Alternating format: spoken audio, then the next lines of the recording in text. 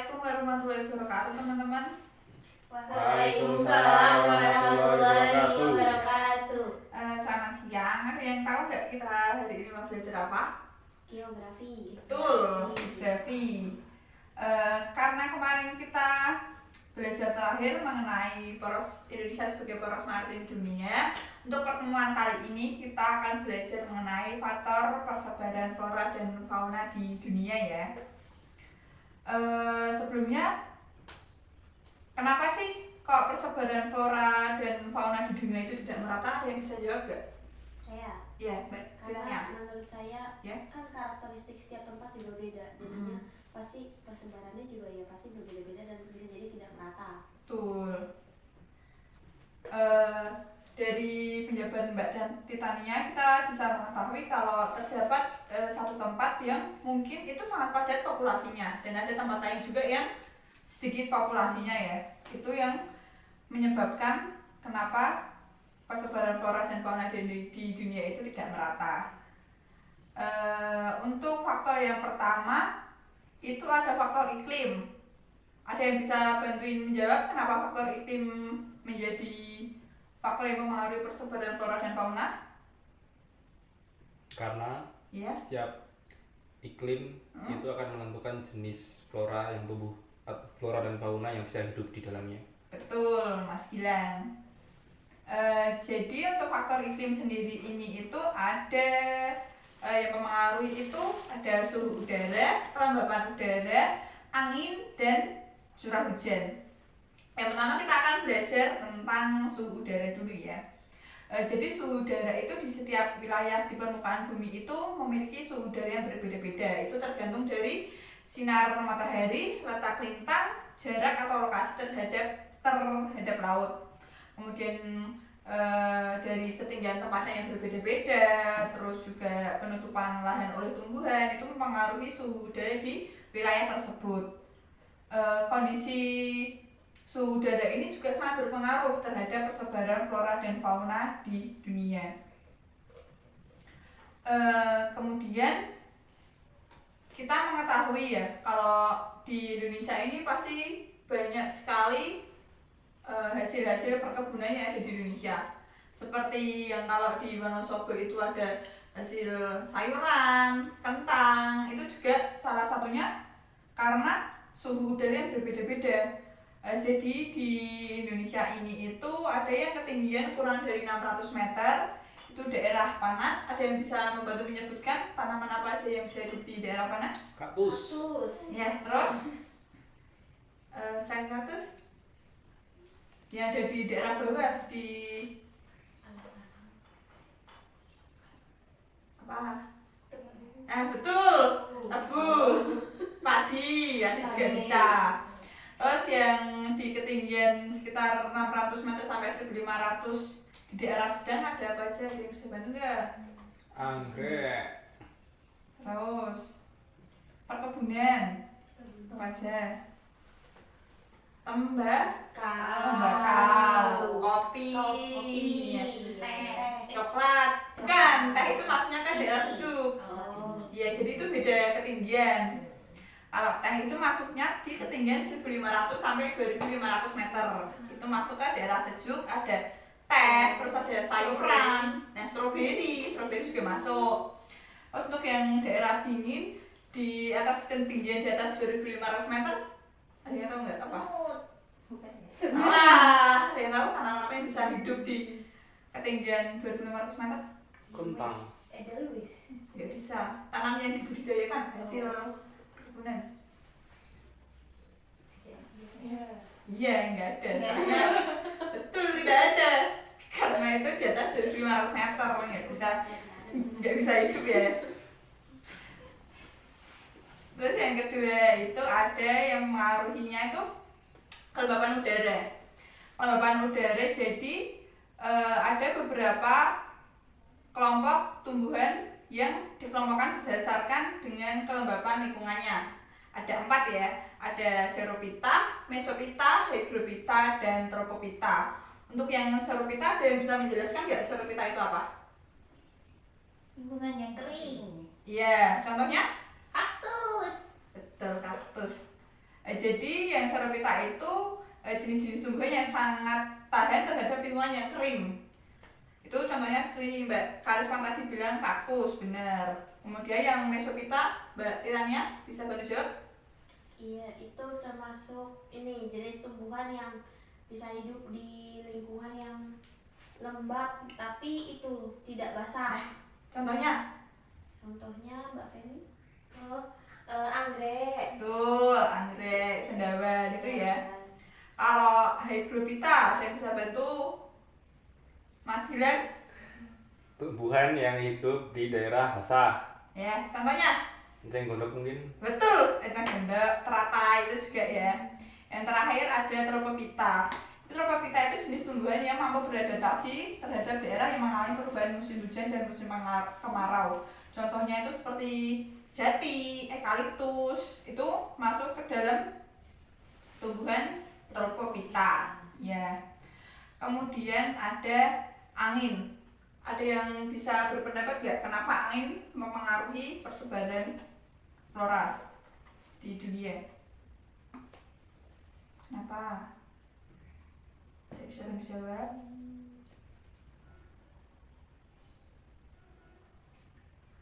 Ada yang bisa bantu?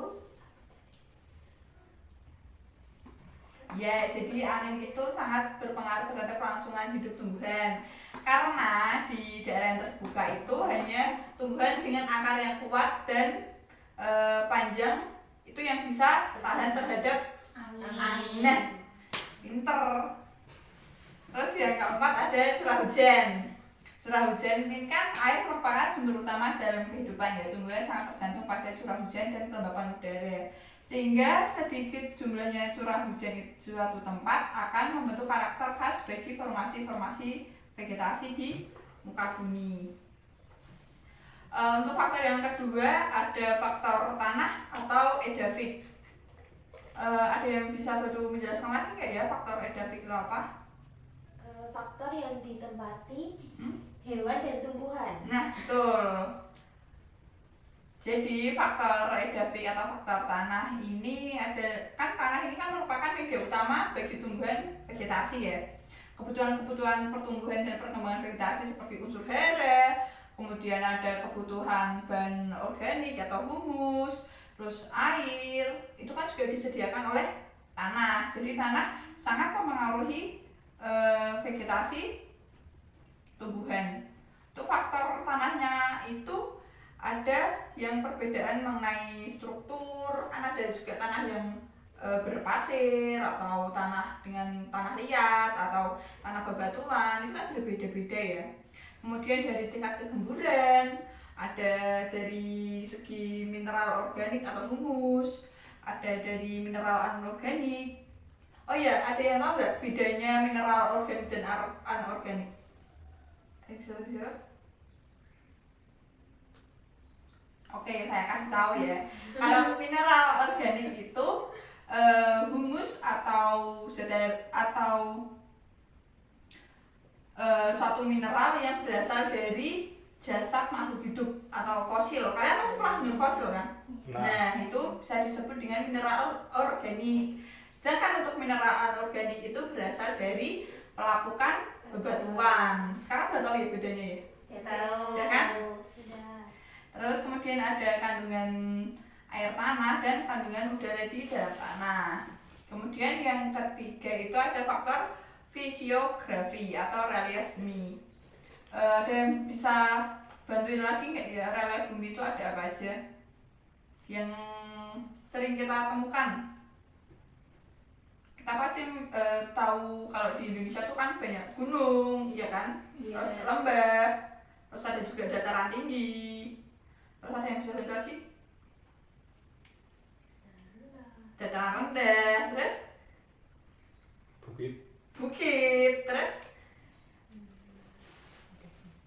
danau, sungai itu juga berpengaruh.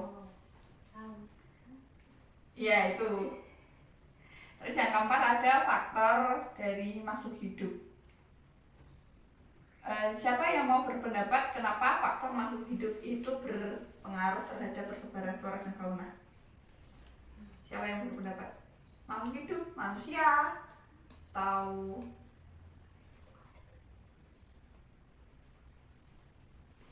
ada yang bisa bantu nggak berpendapat?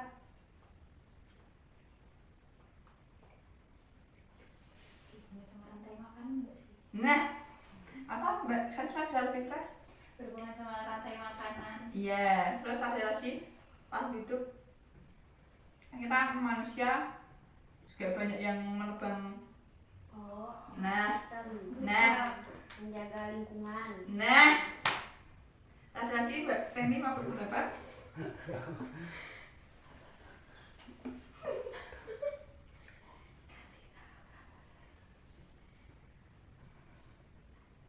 Itu perkembangan biak. Faktor makhluk hidup yang manusia memburu hewan-hewan Iya. hewan-hewan yang Perburuan perburuan. liar. Iya, perburuan liar. Betul sekali Mbak Titania. Bagus. Nah, itu ya merupakan faktor-faktor yang mempengaruhi persebaran flora dan fauna.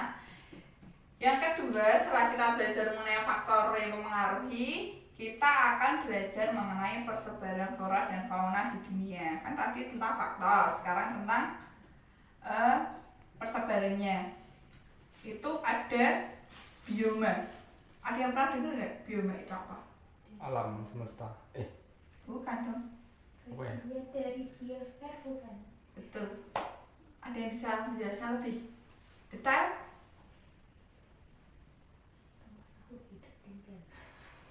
Betul. Apa makhluk hidup?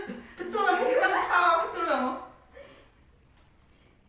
Jadi ini ya bioma itu merupakan bagian dari biosfer seperti yang dikatakan Mbak Karisma tadi ya, yang merupakan bentang lahan darat yang mempunyai karakteristik khas berdasarkan keadaan iklimnya, didominasi oleh flora dan fauna tertentu. Jadi di dunia ini itu ada 7 bioma yang perlu kalian ketahui, dan mungkin kalian juga pernah lihat di film-film. Yang pertama itu ada bioma hutan hujan tropis. Hutan hujan tropis itu bioma yang selalu basah atau lembab dan memiliki keanekaragaman vegetasi tumbuhan yang sangat tinggi dan lebat. Kalau kalian ini, saya punya gambar mengenai bioma hutan hujan tropis. Jadi ini akan membantu kalian untuk mengetahui. Bisa lihat ya? Ini yang pohonnya tinggi-tinggi tuh. Oh iya. Nah, itu namanya bioma hutan hujan tropis. Untuk ciri-ciri bioma hutan hujan tropis, ada yang tahu? Daunnya lebar. Apanya? Daun. Enggak dong, kan ini biomanya. Ciri-ciri biomanya. Apa ya? Dia tahu enggak? Selalu itu curah Hujannya hujannya tinggi. tinggi. Nah, ya tadi kan lembab ya. Nah. Curah hujan tinggi, terus apa lagi? Pohon tinggi. Nah, pohon tinggi ya, terus lagi. Sinar mataharinya cukup. Nah, terus Mbak Titania apa? Ini cabang pohon berdaun lebat dan lebar. Ya, Mas Gilang?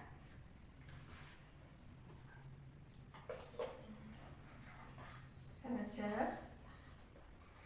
Tanah lembab. Oh iya, tanah lembab karena curah hujan yang tinggi tadi ya menyebabkan tanahnya menjadi lembab. Oke, karena kalau udah kita mengetahui ciri-ciri hutan tropis, yang kedua ini ada bioma hutan gugur. Jadi bioma hutan gugur merupakan bioma yang vegetasinya didominasi oleh tumbuhan peluruh atau tumbuhan yang menggugurkan daunnya pada musim tertentu. Sekarang ada yang tahu nggak ciri-ciri bioma hutan gugur? Bisa bantu saya? Curah hujannya tinggi. Curah hujan tinggi, betul. Terus? Musim panasnya ini hangat. Ya. Terus tapi pas musim dinginnya juga tidak terlalu dingin. Ya. Terus? Jenis tumbuhannya sedikit. Daerahnya mengalami beberapa musim atau 4 musim. Ya. Yaitu seperti mungkin musim panas, dingin, terus musim semi, sama musim gugur. Ini saya ada gambaran tentang bioma hutan gugur. Udah bisa ada bayangan ya dari ini ya? Udah. Oke. Kalau udah belajar tentang bioma hutan gugur, selanjutnya kita belajar tentang bioma padang rumput. Jadi bioma padang rumput itu biasa disebut stepa ya. Nama lainnya padang rumput itu stepa. Merupakan ekosistem yang didominasi oleh vegetasi, berbagai jenis rumput, dan tidak ada pohon dan semak-semak besar di wilayah itu. Ciri-cirinya merupakan padang rumput yang memiliki iklim sedang, kemudian banyak terdapat di daerah Eropa Timur, Amerika Utara, Asia Barat, dan Afrika. Kemudian vegetasi rumputnya luas, suhu 19 derajat sampai 30 derajat di musim panas dan 12 derajat sampai 20 derajat di musim dingin. Kemudian curah hujannya tidak teratur dan adanya jenis rumput yang tingginya sampai 3,5 meter. Jadi kalau kalian di sana, kalian sama rumputnya tinggi rumputnya. Kalian kelihatan, kalian bisa main petak-petak di sana. Terus ada bioma sabana. Jadi bioma sabana ini padang rumput yang dikelilingi oleh pepohonan atau semak-semak seperti palem dan akasia. Untuk bioma sabana ini memiliki ciri-ciri terdapat di daerah khatulistiwa atau tempat yang memiliki iklim tropis. Kemudian memiliki suhu panas sepanjang tahun, memiliki curah hujan yang sedang dan tidak teratur, dan air yang meresap ke tanah, dan drainase atau pengairan yang cukup baik. Yang kalau kita ketahui tentang bioma stepa sama bioma sabana, ada yang bisa menjelaskan apa bedanya di antara kedua itu? Kan sama-sama rumput, tapi kan ada perbedaannya tuh dari dua itu. Apa yang paling mencolok? Kalau pada rumput lebih kering. Terus? Kalau yang sabana kan ini aja kan iklim tropis. Iya. Iklim tropis. Jadi terdapat perbedaan dari bioma sabana dan stepa ya. Kalau stepa itu kan benar-benar dia padang rumput yang padang rumput semua, jadi nggak ada pohon yang besar. Sedangkan kalau bioma sabana itu memang dia padang rumput, tapi masih terdapat pohon-pohon yang berkambium, pohon-pohon yang tinggi. Tapi nggak sebanyak di hutan tropis. Perbedaannya di situ sih. Ini saya punya bayangan buat kalian. Kalau bioma sabana itu ada pohon-pohon yang tinggi, iya kan? Sedangkan untuk bioma padang rumput stepa tuh bener-bener kayak rumput aja, nggak ada ini Pohon. ya, nggak ada pohonnya. Jadi perbedaannya di situ yang paling mencolok ya. Terus yang selanjutnya itu ada bioma gurun. Bioma gurun ini merupakan ekosistem darat yang didominasi oleh flora dan fauna tertentu dan ditandai dengan lingkungan yang beriklim kering. Ciri-cirinya itu curah hujannya sangat rendah, terus evaporasi atau penguapan tinggi, kemudian tanah pasir sangat tandus, dan kelembapan udara juga rendah.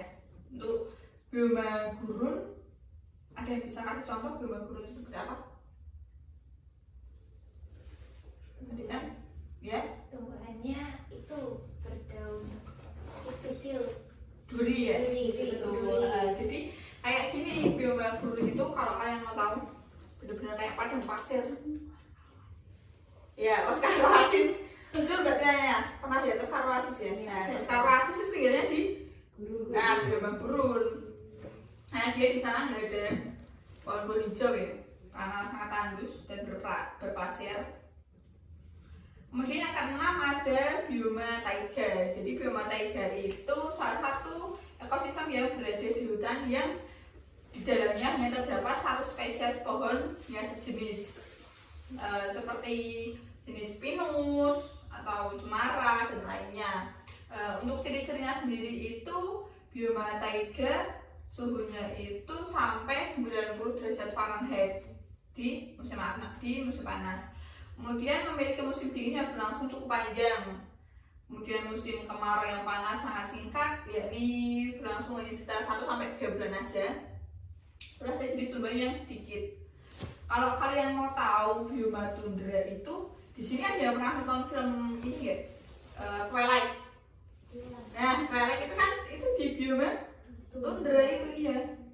Jadi ada bawang cemara atau enggak di ini frozen, tahu kan frozen. Nah itu bioma taiga. Terus yang terakhir ada bioma tundra. Di bioma tundra ini kawasannya berada di sekitar kutub utara, jadi itu benar-benar semua ya dingin. Itu ciri-cirinya hampir setiap wilayahnya tertutup oleh salju, ya. Terus mempunyai musim dingin yang panjang, terus usia tumbuh tanaman sangat pendek. Ada yang ini nggak tahu kartun apa yang ada di bioma tundra? Dingin-dingin. Avatar. Avatar bukan, Avatar dia dingin. Ya benar. Terus yang ada tupai cari kacang itu, tupai cari kacang bikin OSS. ya itu jadi bioma tundra. Kalian pasti pernah lihat itu kan, jadi udah ada bayangan ya gimana bioma tundra ya. Selanjutnya setelah kita bahas mengenai persebaran flora di dunia, kita belajar mengenai persebaran fauna di dunia ya. Jadi persebaran fauna di dunia itu dibagi menjadi beberapa kelompok. Yang pertama ada di wilayah Palearktik. Ada yang tahu nggak negara-negara mana aja ya yang masuk ke wilayah Palearktik? Siberia, terus Afrika Utara masuk. Terus Mbak Femi bisa bantu? Asia Timur. Asia Timur juga masuk. Contoh wilayah yang Palearktik apa ya, binatangnya yang di situ ada apa aja? Harimau Siberia itu ya. Ya, terus apa lagi? Beruang kutub, terus rusa, iya. Itu contoh-contoh binatang yang ada di wilayah Palearktik. Terus yang kedua ada di wilayah neotropikal. Neotropikal di daerah mana aja yang tahu? Neotropikal Amerika Selatan. Iya, Amerika Selatan, Mbak Arisma bener. Terus apa lagi? Meksiko, Amerika Tengah, iya. Fauna yang hidup di sana apa sih kira-kira? Kukang, terenggiling. Nah, betul, kukang, terenggiling, terus bison, iya bison. Kelelawar, iya. Jenis-jenis primata itu sudah masuk ke wilayah neotropikal ya. Terus ada wilayah Ethiopian atau Afrotropikal. Dari namanya Afrotropikal itu berarti di Afrika, betul. Hewan-hewan yang ada di sana apa aja ya? Yang masuk ke wilayah itu. Jerapah ya, terus zebra, terus gorila gunung. nah gorila ya, gajah ya, gajah Afrika ya. Terus kemudian ada wilayah oriental. Wilayah oriental itu meliputi India, terus ada Cina, terus Asia Selatan, Asia Tenggara. Itu fauna-faunanya ada harimau Sumatera, tapir, terus Kerbau air. kerbau air, badak itu juga masuk ya. Kalau Indonesia berarti masuk mana ya Indonesia? Oriental, iya betul, karena Indonesia di Asia Tenggara dan Indonesia juga banyak gajah ya. Di zoo pasti kalian lihat gajah, terus ada kerbau air, terus ada badak, iya tapir kan. Kemudian selanjutnya ada di wilayah Australis. Ini yang wilayah Australis itu paling mencolok perbedaannya dari wilayah-wilayah yang lain. Ada yang mau nggak wilayah mana aja yang masuk ke Australia? Papua, Ah. Selandia Baru, Ya, terus? Maluku. Ya. Untuk fauna yang di sana apa aja ya? Yang hewan berkantung. Contoh, ya kanguru, benar. Terus? Koala. Koala. burung cendrawasih, burung-burung yang bagus itu masuk ke wilayah Australis. Jadi kalian juga bakal lebih mudah mengingat kalau wilayah Australis itu ada burung-burung cantik kayak cendrawasih, terus warabi, burung kiwi, kasualis itu masuk ke wilayah Australis. Ya. Dari sini ada yang ingin ditanyakan nggak ya? Belum ada. Belum ada. Berarti kalian paham ya tentang? Paham. Sudah. Paham. Bagus. Paham. Sekarang saya punya tebak-tebakan. Tebak-tebakan buat kalian. Untuk sebatas ini aja sih. Refreshing dan untuk review materi yang telah saya jelaskan tadi. Saya mau kasih tebakan karena kita tadi juga sudah belajar bioma taiga itu terdapat di negara apa? Afrika Utara. Afrika Utara bukan. Taiga iya. Rusia. Ya, Rusia benar, karena taiga merupakan ekosistem yang berada di hutan yang dalamnya terdapat satu spesies pohon sejenis dan musim dingin sepanjang seperti Rusia. Oke. Rusia, ura-ura, betul, ura-ura. Mas Gilang ura-ura aja ya. Pertanyaan yang kedua, tumbuhan yang mampu hidup di daerah yang memiliki curah hujan sangat rendah dan intensitas panas matahari sangat tinggi adalah apa yuk? Kaktus, betul, kaktus. Kaktus tadi tinggal di bioma apa ya? Betul, bioma gurun. Bioma gurun tuh adanya di negara mana ya? Afrika. Oke.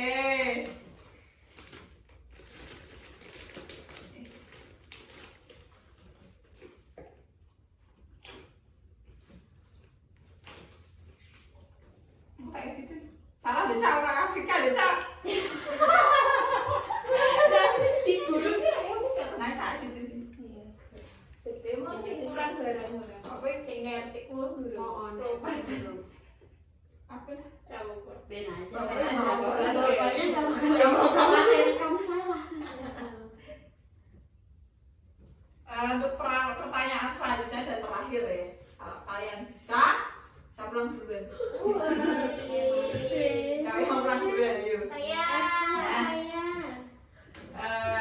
Pertanyaan, negara-negara mana aja ya yang memiliki hutan hujan tropis Indonesia. dan bisa menjawab?